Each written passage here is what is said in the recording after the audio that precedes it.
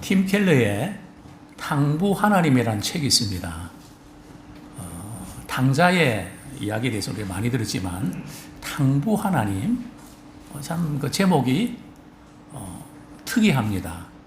탕부 하나님이 무슨 뜻일까요?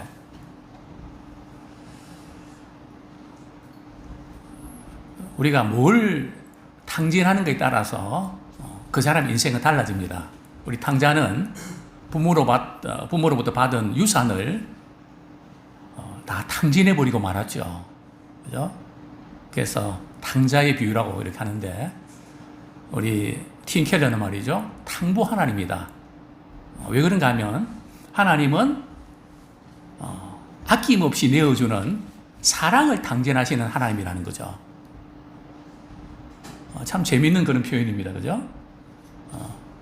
아낌없이 사랑을 다 내어주는. 그래서 탕자뿐만 아니라 그 형도 이렇게 하나님께서 사랑하시는, 그들뿐만 아니라 우리 모두도 하나님이 사랑을 내어주시고 우리를 통해서 사랑을 탕진하기를 원하십니다. 예, 이 그림은 어떤 그림일까요? 두 사람이 등장하죠. 서 있는 사람은 바울과 실라고요. 또 무릎을 꿇고 있는 사람은 간수입니다. 오늘 그 이야기를, 이 감옥에서 도대체 무슨 일이 일어났는지 우리 함께 나눌 수 있으면 좋겠습니다.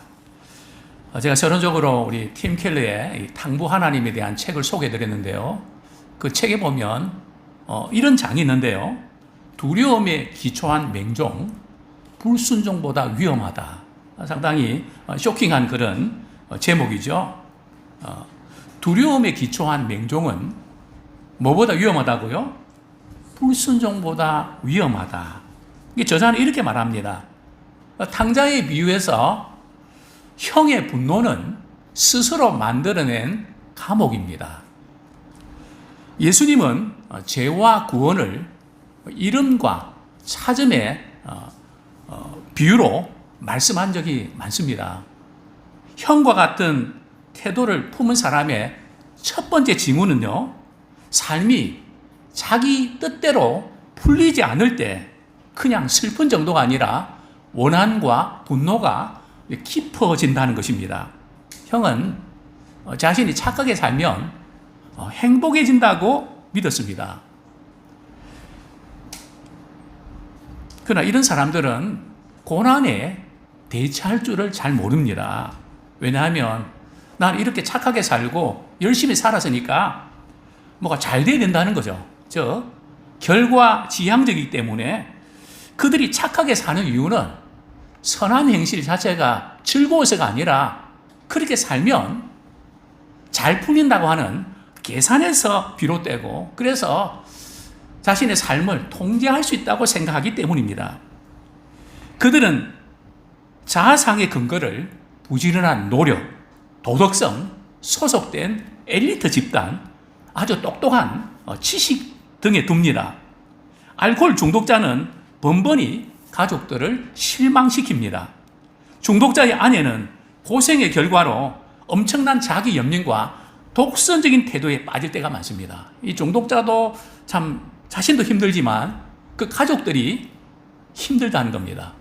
그러면서 자신도 모르게 이상한 독선적인 태도, 거기에 빠지기 쉽다는 거죠. 그러면 저자는 이렇게 이야기합니다. 그래서 남편은 날 몰라라 하면서도 그의 죄의 전력만은 늘 붙들고 늘어집니다. 그 죄지은 그 경력이죠. 뭐 그런 죄의 여러 가지 사연들을 붙들고 늘어진다는 거죠. 그럴수록 중독자는 더 자기 혐오가 싫어서 그 이유라도 술을 마십니다. 파멸의 악순환입니다.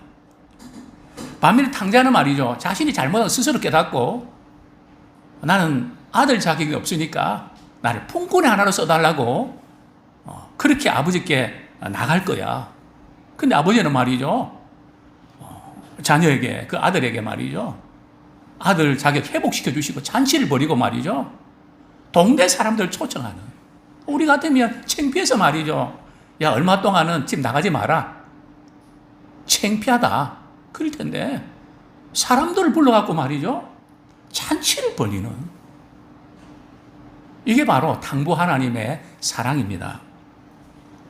새해에 우리 하나님께 제게 주신 도전 가운데 하나는 바로 우리 성도들 가운데 우리 가족들과 우리 형제들과 친지들 아주 예수 믿지 않는 분들 어떻게 하면 우리 가족을 전도할 수 있을까? 그래서 사실은 이제 금년에 표현을 정할 때 고민이 많았습니다. 전도에다 초점 맞추고 싶은데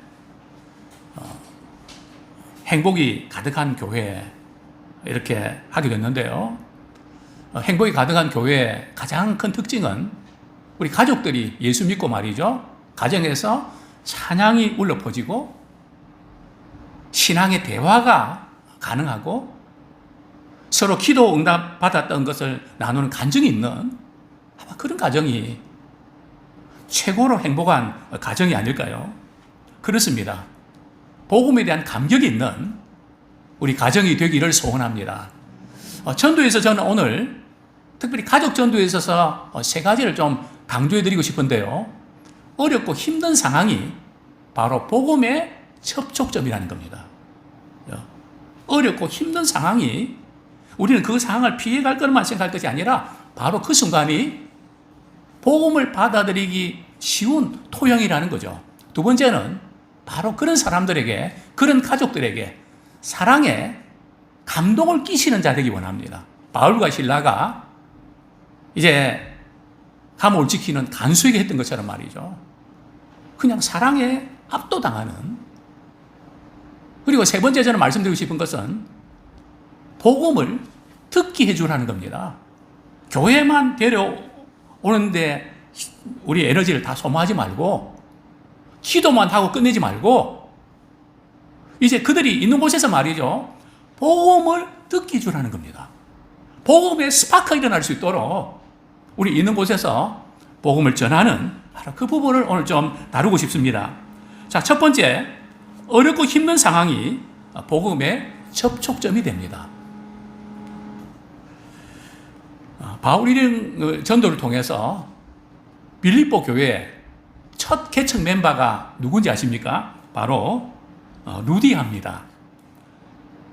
사도행전 16장 14절 15절 제가 읽어드리겠습니다. 두아디라시에 있는 자색 옷감 장사로서 하나님을 섬기는 루디아라는 한 여자가 말을 듣고 있을 때 주께서 그 마음을 열어 바울의 말을 따르게 하신지라. 그와 그 집이 다 세례를 받고 우리에게 청하여 이르되 만일 나를 주 믿는 자로 알거든 내 집에 들어와 유하라 하고 강건하여 머물게 하니라. 빌립보 교회 첫 개척 멤버 바로 루디아. 바울이 전하는 복음의 말씀을 듣고 말이죠. 하나님께서 그 마음을 움직여 주셨죠. 그래서 그 말씀을 따르는 뿐만 아니라 루디아는 자신만 은혜 받고 끝나는 것이 아니라 가족 전체가 구원받는, 특별히 사도행전은 말이죠. 가족 전체가 구원받는 그런 케이스들이 많이 있습니다. 정말 그렇습니다. 이제 나홀로 믿음 생활에서 우리 가족들 한 사람 한 사람 우리 주님께로 인도하는, 내가 만난 그 주님을 우리 가족들이 만나서 주님과 주님이 만나는 가정이 되기를 소원합니다. 빌립보 개척 멤버 가운데 두 번째 사람이 누굴까요? 오늘 본문에 나오는 점을 치는 여종입니다. 혹시 점 치러 가본 적이 있으십니까? 점은 어떻게 치는 걸까요? 저도 이전에 도대체 이게 지금 점 치는 사람들이 뭘 이렇게 근거로 해서 점을 치는가, 그 책도 제가 좀 읽어본 적이 있습니다. 뭐 복잡하더라고요. 뭐 생년월일 따지고요. 뭐 손으로 뭐 이렇게 뭐 하고요. 그런데 사실은 성경에 보면 점치는 것은 영의 역사입니다. 어떤 영일까요? 귀신의 역사입니다. 오늘 본문에 보면 이렇게 말씀하고 있죠. 우리 사도행전 16장 16절 제가 한번 읽어드리겠습니다. 우리가 기도하는 곳에 가다가 점치는 귀신 들린 여종 하나를 만나니 처음으로 그 주인들에게 큰 이익을 주는지라. 자, 어떤 점치는 여종이라고요? 귀신 들린. 점도 말이죠. 나일론 점쟁이가 있거든요. 대신 이 나일론 점쟁이 잘 안 맞습니다. 그런데 쪽집게 점쟁이 있죠. 쪽집게 점쟁이는 말이죠. 귀신의 영향을 받습니다. 특별히 과거에 말이죠. 제가 이전도 말씀드렸죠. 우리 믿는 사람이 점치러 가면 점괘가 나와야 됩니까? 안 나와야 됩니까? 안 나와야 돼요. 나온다 그러면 그렇다고 일부러 내가 진짜 믿는가 가볼 필요 없습니다. 우리 점쟁이들이 하는 말입니다. 제대로 예수 믿는 사람은 점괘가 안 나온다는 거죠. 자, 어쨌든 이 지금 점치는 여종은 말이죠. 얼마나 이 점괘가 잘 맞추는지 소문이 나갖고 말이죠. 주인한테 많은 수익을 올렸습니다. 근데 오늘 보면 주인들이라고 되어 있거든요. 그러니까 뭐 개인적으로 이렇게 하는 것보다 뭐 여러 팀들을 같이 하거나 아니면은 그 점치는 곳이 말이죠. 많은 그 사람들을 봤기 때문에 아마 오너들이 좀 많아서 그런지 모르지만 오늘 본문에 보면 19절에 보면 여종의 주인들은 되어 있거든요. 한 명이 아니고 여러 사람인 것을 보게 됩니다. 엄청 잘 됐다는 것을 보게 되죠. 자, 그런데 문제가 생겼습니다. 바울이 기도하는 곳에 가다가 성경에 보면 사도행전에서 기도하는 곳에 가다는 것은 그 다음 안식일일 가능성이 높습니다. 대개 그 다음 안식일 날 기도하러 갔거든요. 어쨌든 기도하러 가는 도중에 바로 이 귀신 들린 점치는 여종을 만나게 되죠. 딱 만나는 순간에 이 여종의 반응은 어떻습니까? 지금 바울 일행을 뭐 어떻게 보면 좀 띄우는 것 같습니다. 어떻게 띄웁니까? 이렇게 띄우죠. 지극히 높으신 하나님의 종으로서 구원의 길을 전하는 사람입니다.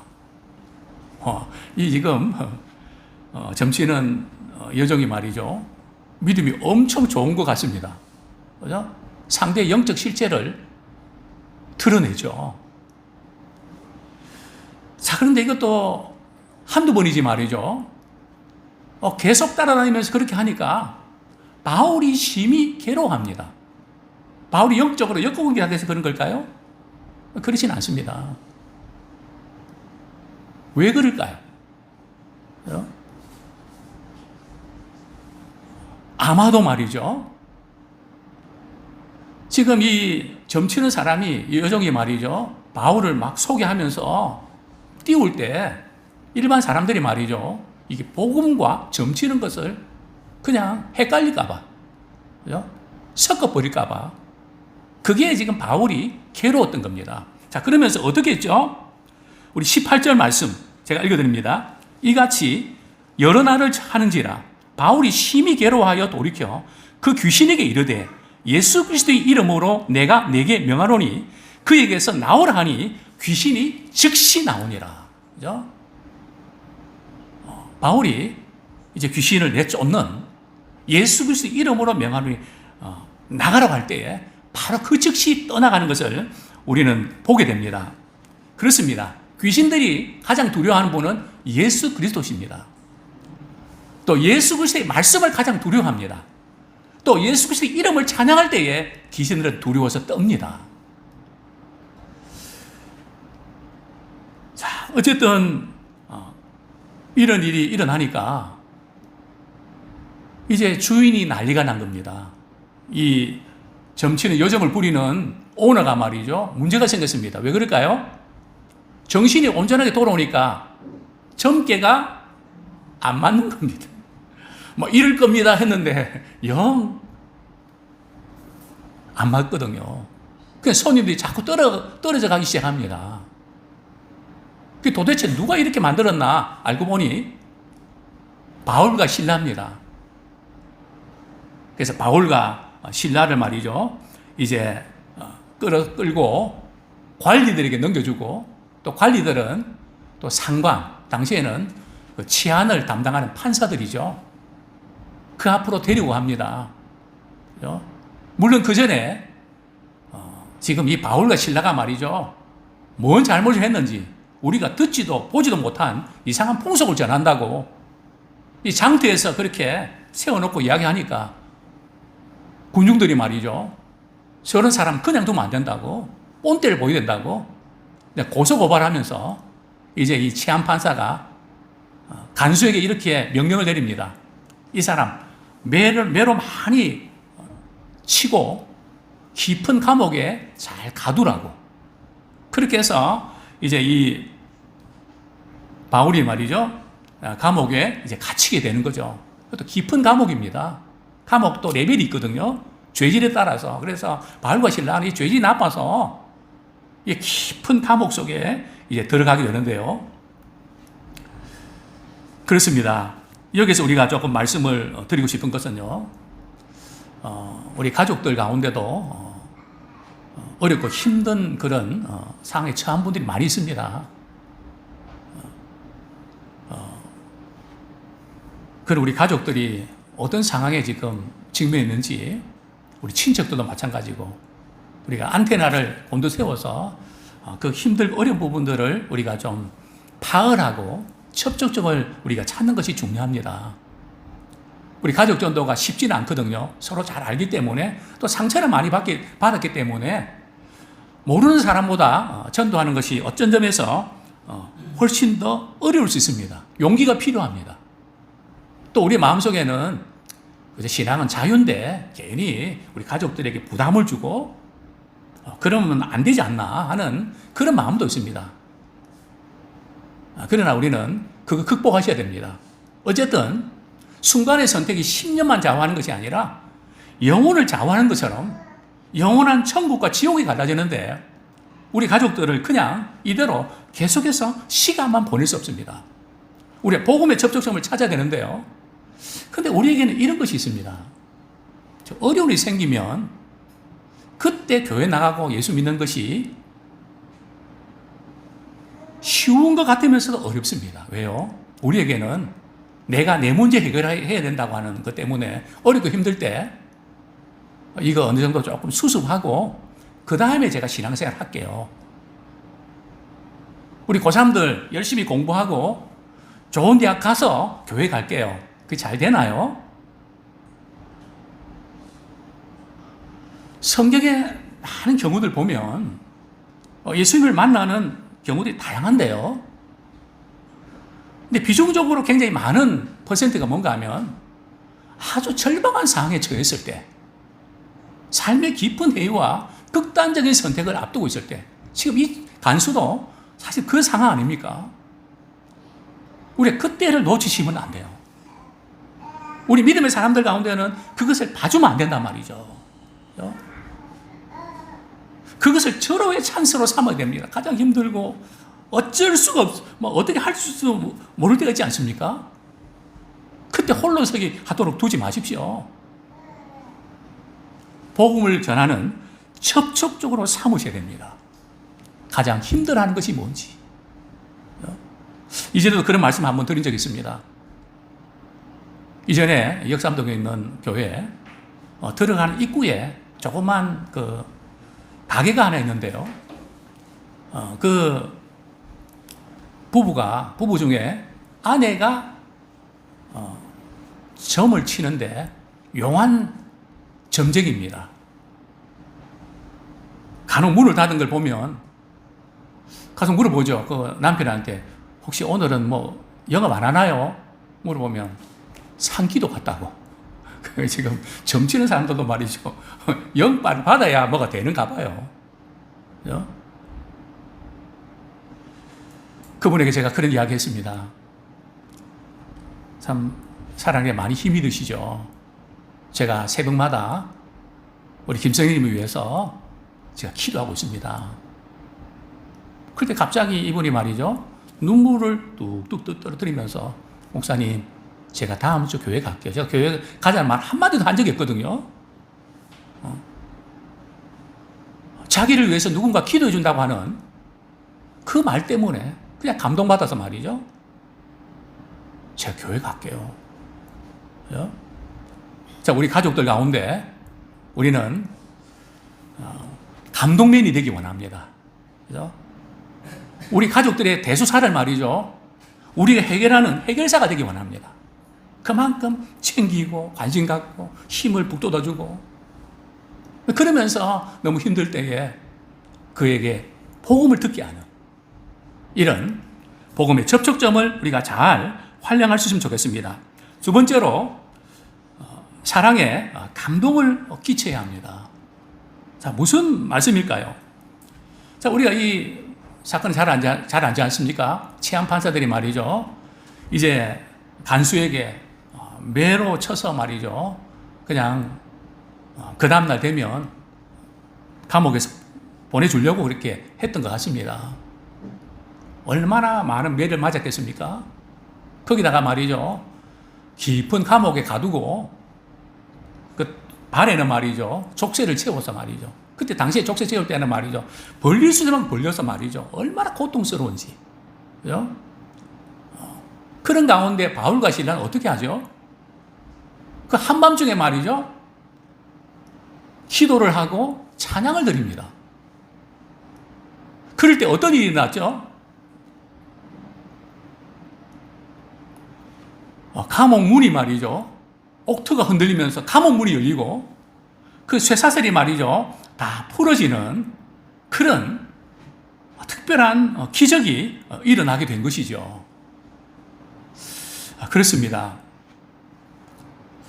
자, 그럴 때 이제 죄수들은 바울과 실라가 찬양하고 기도하는 것을 듣고 있었는데 간수는 뭐 그러려니 하고 잠이 들은 것 같습니다. 좀 기분이 이상해서 눈을 떠보니 옥문이 다 열린 겁니다. 그 순간 이 간수는 어떤 액션을 취하죠? 칼을 들고 말이에요. 어차피 나는 죽을 목숨이니까 그냥 자결을 하려고 말이죠. 그 순간 바울이 소리를 지릅니다. 그 소리 지르는 내용이 뭘까요? 자, 우리 28절 제가 읽어드리겠습니다. 바울이 크게 소리질러 이르되 내 몸을 상하지 말라. 우리가 다 여기 있노라 하니. 그러니까 이 간수가 말이에요. 그럴 리가. 등불을 달라고 그래서 말이죠. 등불을 비춰보니까 옥문은 다 열렸는데 죄수들은 다 있는 겁니다. 세상에 어떻게 도대체 이런 일이 다 일어날 수 있나? 바울은 튀었는데, 아니 베드로는 튀었는데, 그죠? 물론 베드로는 상황이 다릅니다. 이게 꿈인지 생신인지. 저는 이렇게 자꾸 그 쓸 때마다 꿈인지 생선인지 자꾸 이게 신경을 씁니다. 어쨌든 베드로의 경우는 좀 달랐지만 바울은 말이죠. 자신의 관심이 감옥에서 나오는 데 있는 것이 아니고요. 그의 관심은 내가 매를 맞든지 수모를 당하든지 이 감옥에 있는 사람들 가운데 예수를 믿어야 될 영혼들, 구원받아야 될 영혼에 관심이 있었습니다. 우리의 관심은 어디에 있나요? 좀 더 많은 돈을 버는 데 있습니까? 물론 그것도 중요합니다. 어떻게 하면 내가 진급이 되고 승진을 하고 거기 있습니까? 이제 우리가 그 관심을 다른 데 돌리면 어떨까요? 내가 있는 동안에 이곳에 예수 믿을 영혼들을 주님께로 인도하면 어떨까요? 저는 사실은 공군 장교로 이렇게 가면서 제게 목표가 몇 가지 있었는데요. 그 중에 하나가 군대는 철저하게 계급 사회 아닙니까? 이 계급을 가지고 사랑에 감동을 끼쳐서 주님의 사랑을 전하고 싶다. 그래서 제가 실천했던 첫 번째 숙제가 바로 그날 말이죠. 또 그 달에 새로 이렇게 부임한 신병 보고를 한단 말이죠. 그럼 되게 고참들이 말이죠. 우리 때만 해도 군기 잡는다고 막 때리거든요. 엄청나게 많이 맞았다는 것을 제가 들었습니다. 저 집사람한테 안티포라민 좀 가져오라고. 그리고 그 기밀병 내 방에 오게 하라고. 무슨 사고 쳤는지 이 아이는 덩치가 큰데 말이죠. 키도 크고 덩치도 좋은데 바들바들 떱니다. 또 종아리 걷어 그 종아리를 걷습니다. 제가 준비한 안티버럼을 가지고 그 상처 부위를 만져 이렇게 발라줍니다. 제 손에 뜨거운 물이 떨어집니다. 그 길벽이 탁동 같은 눈물을 흘리면서 말이죠. 흐느끼기 시작합니다.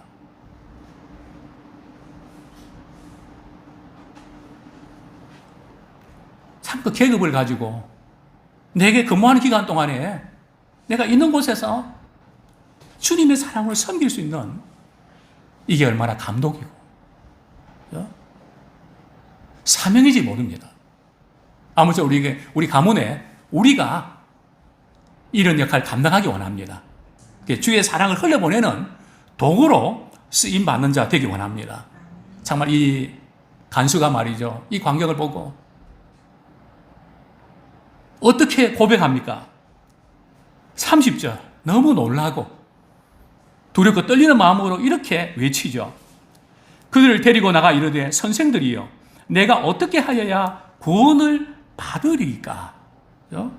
내가 어떻게 하여야 구원을 받으리까?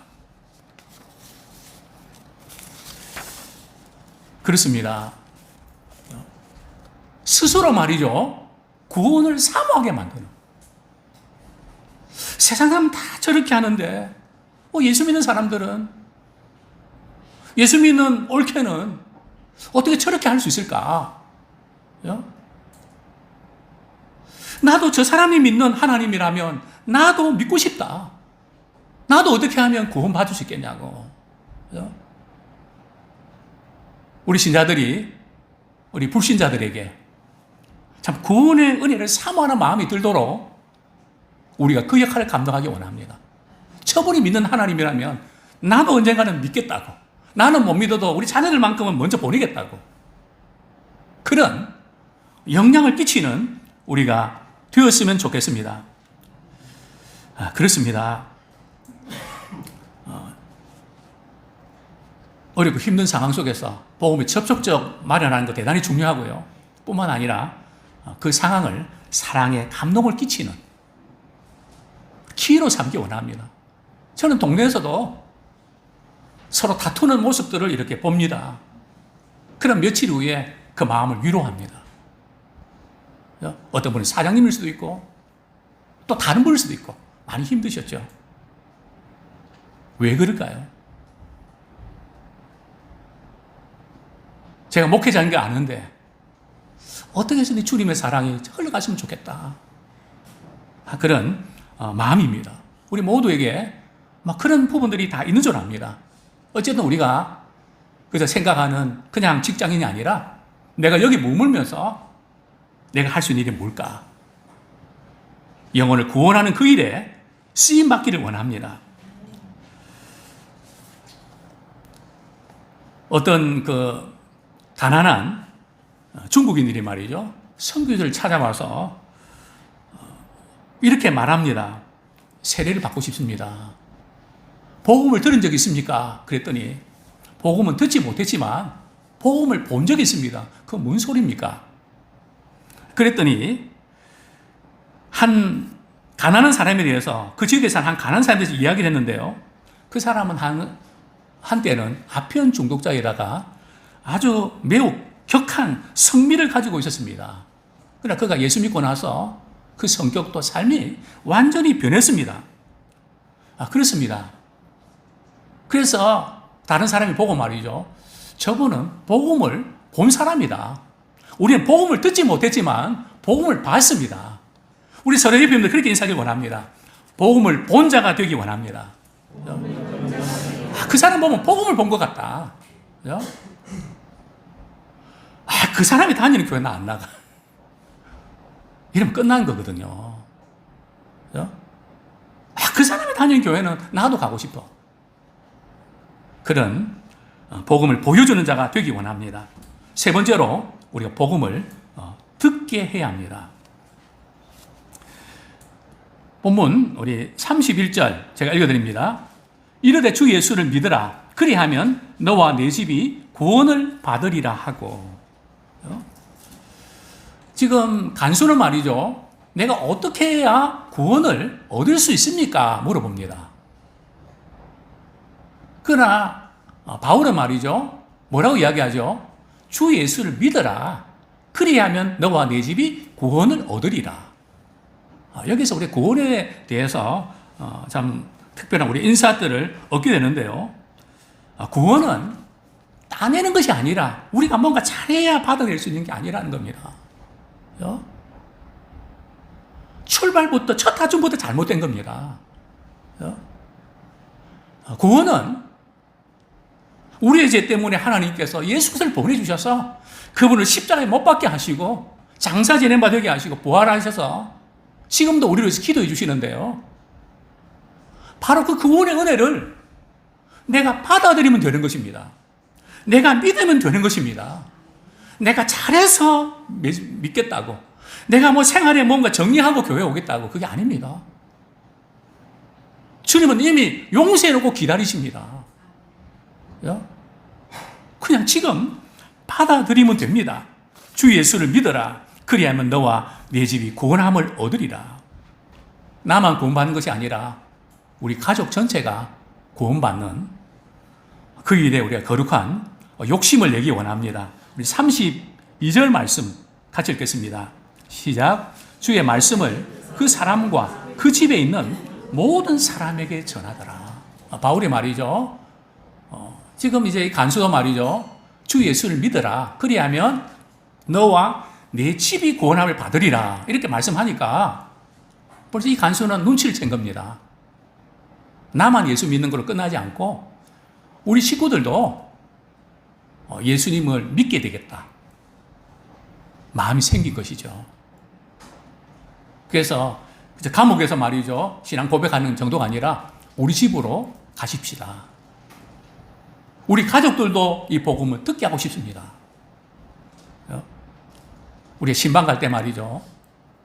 가능하면 안 믿는 분들도 계시고 물론 같이 예배 드리는 게 쉽지 않습니다. 그러나 예배 드리도록 권면하고 그렇게 하십시오. 왜요? 복음을 듣게 하셔야 됩니다. 우리가 복음을 들을 때 말이죠. 그것이 집이든 커피숍이든 직장이든 가정이든 교회든 바로 복음을 들을 때에 성령께서 그 마음을 움직여 주셔서 예수를 믿게 하시는 것입니다. 그냥 교회만 나가자고, 언제 교회 갈 거냐고, 그러면 늘 하는 말이 있죠. 그것도 한두 번 듣는 것도 아니고 때가 되면 나갈 거라고. 때가 됐습니까? 언제까지 기다려야 됩니까?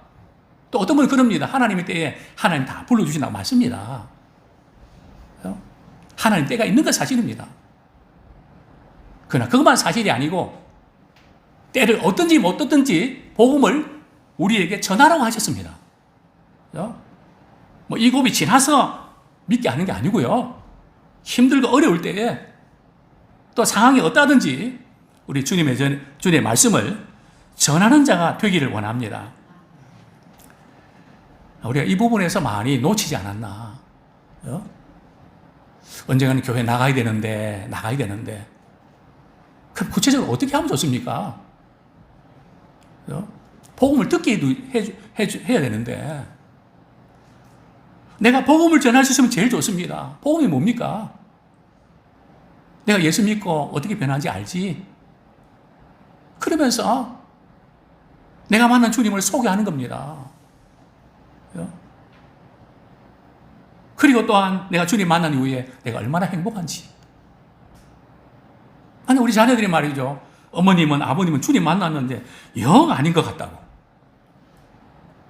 이러면 안 되죠. 주님 만났으면 뭐가 달라져야 되잖아요. 고향한 성격이 바뀌거나 언어가 바뀌거나. 그래서 뭔가 나도 지금은 안 믿지만 부모님처럼 예수 믿어야지. 그 뭔가 있어야 된단 말이죠.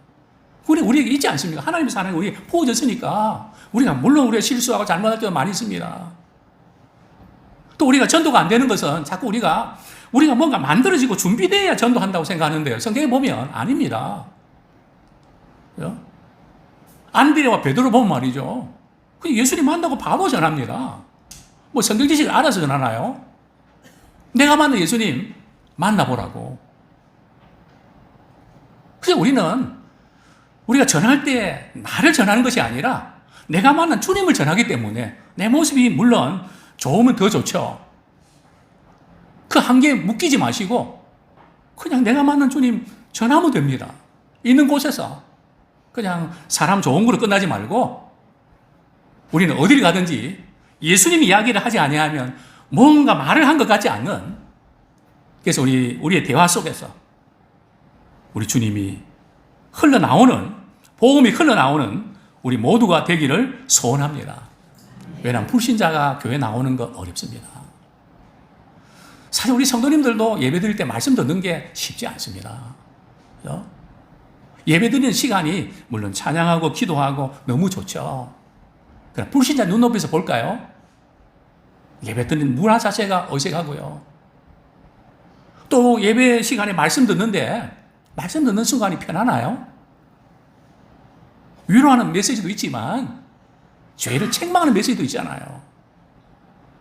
그러면 말이죠, 자신의 치부가 드러나니까 몸을 벌거벗은 것처럼 말이죠, 마치 지구멍이라도 있으면 숨을 것 같은 심정이 예배 시간 안에 일어나거든요. 그러니까 우리 예배 드릴 수 있다는 건 대단한 겁니다. 하나님 은혜가 크기 때문에 그 부분까지도 하나님의 사랑과 은혜로 극복한 사람들 아닙니까? 그러나 불신자의 눈높이에서는 어렵습니다. 무슨 말인지 힘듭니다. 그렇기 때문에 우리는 있는 곳에서 복음을 전하는 자가 되십시오. 제가 어제도 제가 복음을 꼭 전하고 싶습니다. 제가 설교 4주짜리가 있는데요. 그것을 한 30군데 보냈습니다. 몸이 아픈 분들, 외로운 분들, 또 우리 성도님들 가운데 소천하셔서 또 이렇게 자녀들, 참 그분 꼭 예수 믿게 하고 싶은데 우리가 할 수 있는 채널이 얼마나 많습니까? 그죠? 복음을 듣게 할 수 있는, 또 아니면 저를 부르세요. 우리 목회자를 부르세요. 생신대 말이죠. 초청하셔서 예배 드리고 가족들 다 듣고 한 번 더 복음 듣게 하고 계기 만들고.